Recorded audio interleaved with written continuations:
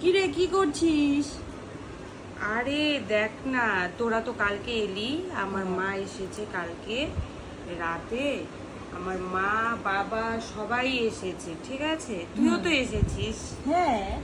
তো আমরা তো রাজবংশী, সবাই তো জানোই তোমরা গাইস। তো মা আজকে রান্না করবে পেলকি বাড়িতে, দেখো তার জন্য শাক কাটছে মা, মিষ্টি কুমড়ার মানে কি বলে এগুলোকে মা? মিষ্টি কুমড়ার ডোগা। মিষ্টি কুমড়ার ডোগা কাটছে। আরো অনেক শাক লাগে পেলকি তৈরি করতে, দেখো। পুঁই শাক, তারপর সাজনার পাতা, আরো কি কি এনেছে।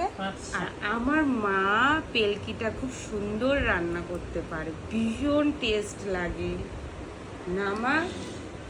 তো চলো দেখো আমার মা পেলকি রান্না করবে।